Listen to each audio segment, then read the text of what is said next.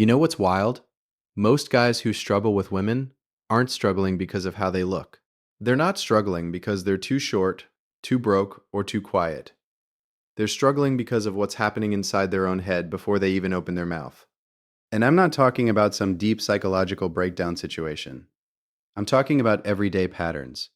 Thoughts you've probably had 100 times without realizing how much they're costing you. The overthinking before you say hi. The way you replay a conversation for 3 days after. The feeling that you need to be a certain version of yourself to be worth someone's time. That stuff right there, that's what's actually in the way. So today, I'm breaking down 7 mindset shifts that change how you carry yourself.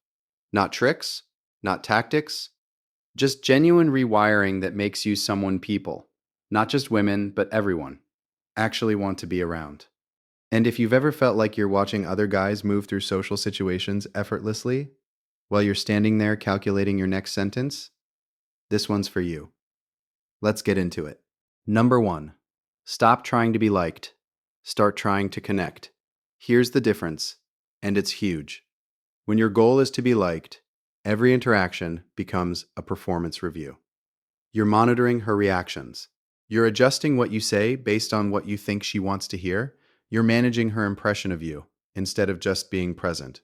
That energy is exhausting to be around. People can feel it, even if they can't name it.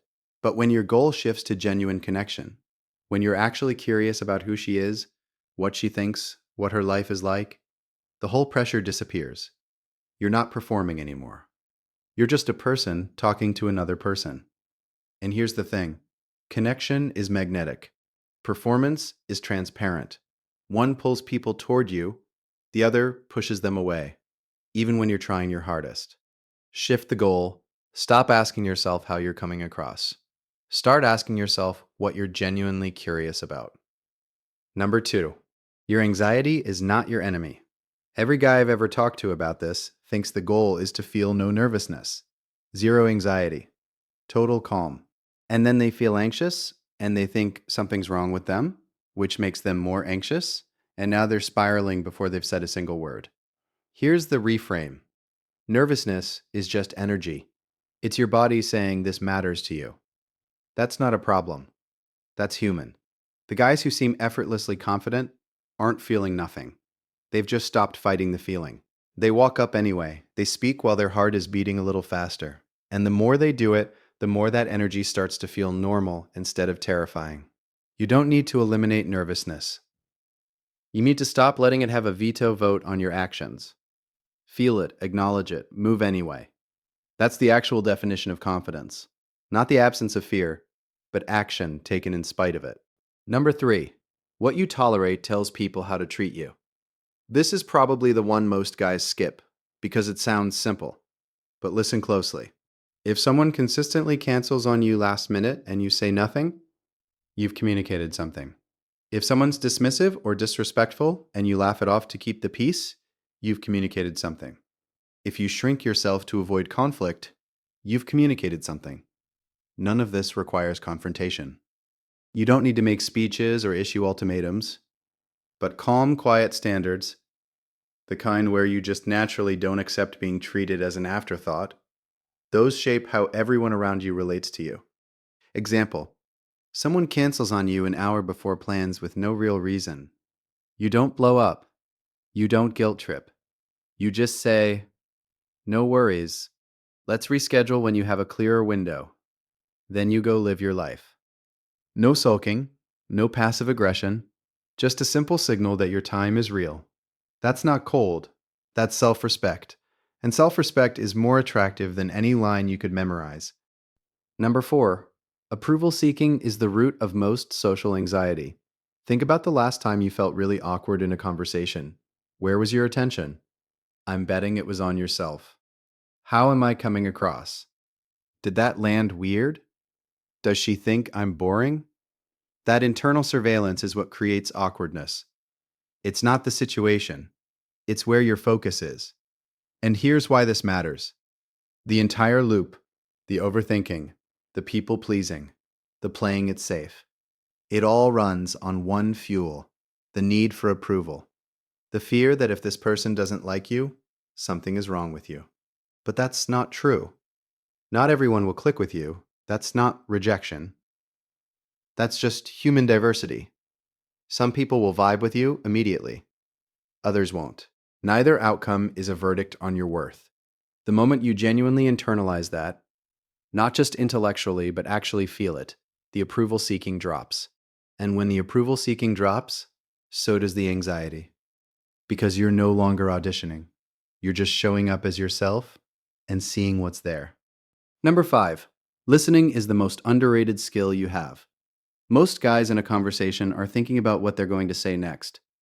They're half listening to the other person while running their next line in the background, and the other person can feel that. It's subtle, but it's real.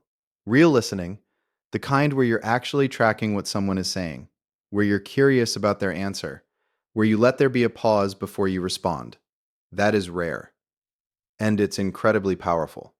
When someone feels genuinely heard, they feel safe, they open up, they remember the conversation, they want more of it. And the practical version of this is simple. When she says something, don't immediately jump to your response. Let it land. Ask a follow-up question that shows you were actually paying attention. Reference something she said earlier in the conversation. That kind of attention tells someone you see them as a full person, not a target, not an obstacle, not a means to an end. Just a person worth your actual focus. Number 6, your life outside the interaction matters more than you think. Here's something nobody tells you directly. The most attractive version of you is the version that has things going on. Not because you're trying to seem busy or mysterious, but because a person with genuine interests, goals, and momentum in their own life is actually more interesting to be around. When you're building something, when you care about something, when you have a direction, even if it's still messy and in progress, it comes through in how you carry yourself, in what you talk about, in how you respond when things don't go your way. And the flip side is also true. When your entire emotional world revolves around whether one specific person likes you, that pressure becomes its own problem. You start reading into everything.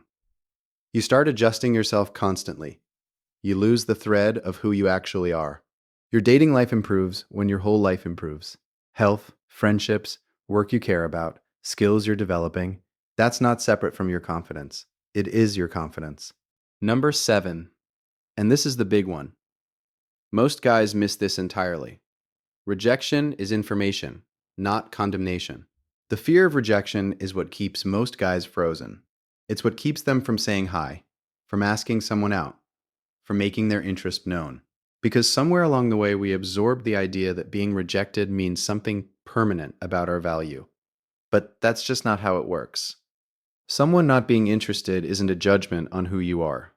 People are dealing with their own lives, their own situations, their own preferences that have nothing to do with you. Being turned down by one person tells you almost nothing meaningful about yourself. What it does tell you is that this particular moment with this particular person wasn't the right fit. That's useful information. It clears the path for what actually is the right fit. The guys who become genuinely good at connecting with people aren't the ones who never get rejected. They're the ones who stopped making rejection mean something it doesn't. They walk up anyway. They say how they feel anyway. They handle a no with grace and move on without drama. That composure, the ability to handle a difficult moment without falling apart, is one of the most attractive things a person can demonstrate. Not because you're performing stoicism, but because you actually know your worth isn't on the line. All right, there it is. 7 actual mindset shifts. Not tricks, not scripts, not psychological games. Just real things that change how you move through the world. Here's the honest summary. Confidence isn't something you perform. It's something you build. Slowly, through action, through small moments of showing up as yourself, through handling discomfort without running from it, through caring less about approval and more about genuine connection. None of this happens overnight, but every conversation you have from a grounded place, every moment you hold your own standards, every time you choose presence over performance, that's a rep. And reps add up. If this landed for you, Drop a comment with which one hit closest to home. I read them. And if you want to go deeper on the actual mechanics of conversation, how to keep things flowing naturally without running out of things to say, that's the next video. Don't skip it.